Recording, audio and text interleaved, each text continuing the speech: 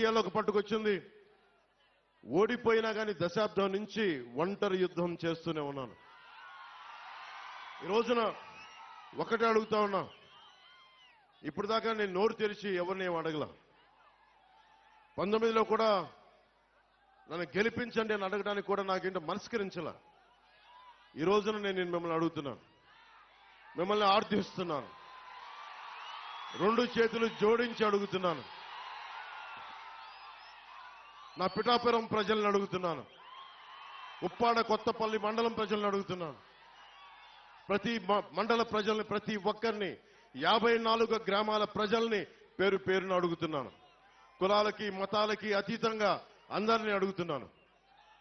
నేను మీకోసం నిలబడతాను. మీ ఆశీర్వాదాలు కావాలి. నన్ను గెలిపించండి. ఏ ఒక్కరు కూడా, ప్రతి ఒక్కరు కూడా ఇంత కష్టపడ్డారు. వర్మ గారి అనుభవం, మనకి తంగెళ్ళ ఉదయ్ కుమార్ గారి, ఉదయ్ శ్రీనివాస్ గారి ఉత్సాహం, వీటన్నిటినీ ముందుకు తీసుకెళ్లి, అలాగే మన కృష్ణరాజు గారి ఆలోచన విధానం, వీటన్నిటిని ముందుకు తీసుకెళ్లి, ముఖ్యంగా ఇంతమంది ఆడపడుచులు ఉన్నారు దారి పొడవుతా. ముఖ్యంగా హాస్పిటల్ సరిగ్గా లేదు, ప్రసూతి కేంద్రం సరిగ్గా లేదు. అది నేను ముందుగా రాగానే మేము చేయగలిగేది ముందు ఆసుపత్రుల్ని బాగు చేస్తాం. అంటే ఎక్కువసారి మల్టీ స్పెషాలిటీ హాస్పిటల్ తీసుకొచ్చేలాగా నేను అవసరమైతే నా స్నేహితులు, నా సన్నిహితులు చాలా మంది డాక్టర్లు ఉన్నారు, వాళ్ళ చేత హాస్పిటల్ ఇక్కడే పెట్టిస్తాం. ప్రభుత్వం పరంగా లేట్ అయినా కానీ ప్రత్యేకించి ఇక్కడ పెట్టిస్తాం. సో ఇవన్నీ భవిష్యత్తులో ఇంకొంచెం సమయంలో మాట్లాడుకుందాం కొంచెం డీటెయిల్గా. ప్రత్యేకించి పీఠాపురం నియోజకవర్గానికి నేను ఏం చేయదలుచుకున్నాను, దాదాపు 12 నుంచి 14 పాయింట్ల ఫార్ములా ఉంది. మన పట్టు రైతుల కోసం ఏం చేయాలి, మన రైతాంగం కోసం ఏం చేయాలి, మన ఉద్యాన రైతుల కోసం, మన ఉల్లి రైతుల కోసం ఏం చేయాలి, మిర్చి రైతుల కోసం ఏం చేయాలి, అలాగే మనకి పశువుల సంత కోసం ఈరోజు శిస్తు వసూలు చేస్తున్నారు కానీ దానికి ఏం చేయాలి, వీటన్నిటి మీద, అలాగే మన రైల్వే క్రాసింగ్స్, వీటికి కూడా ఓవర్ బ్రిడ్జ్ కావాలా, ఎలా చేయాలి, వీటి మీద కూడా నాకు ఆలోచన ఉంది. నాకు వీటన్నిటి గురించి మాట్లాడబోయే ముందు మీ దృష్టికి ఒకటే తీసుకొస్తున్నా, మీకు వైసీపీ ప్రభుత్వం కావాలా వద్దా అనేది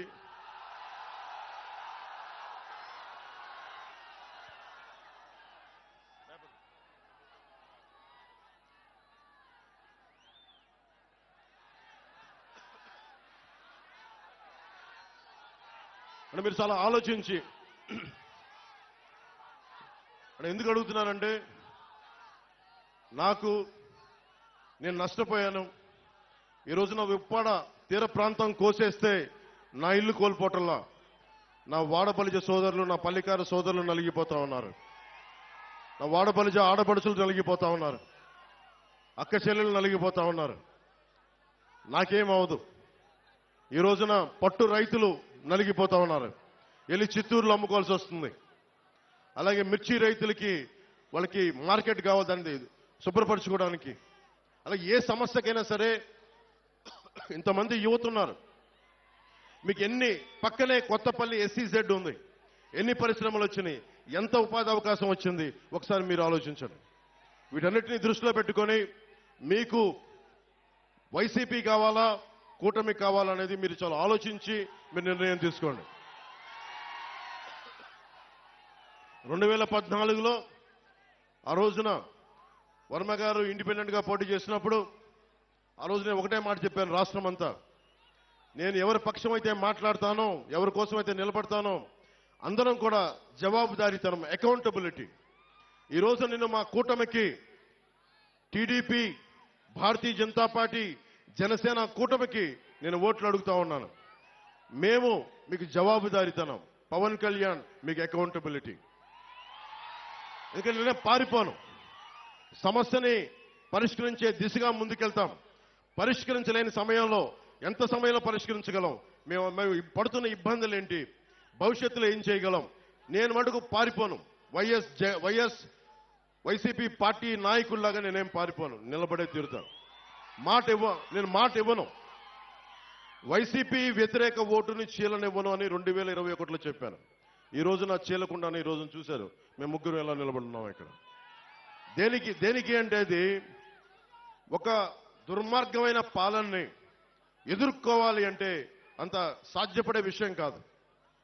జగన్ మాట్లాడితే నిరుపేదల పార్టీ, పేదలకి పెత్తందారులకి పార్టీని మాట్లాడుతూ ఉన్నాడు ఆయన. వాళ్ళ ఇంట్లో పాప అందరికీ డబ్బులు లేవంట, వాళ్ళ పార్టీ ఎమ్మెల్యేలందరికీ డబ్బులు లేవంట. కాకినాడలో ఉన్న ఈ మాఫియా డాన్ దగ్గర డబ్బులు లేవంట.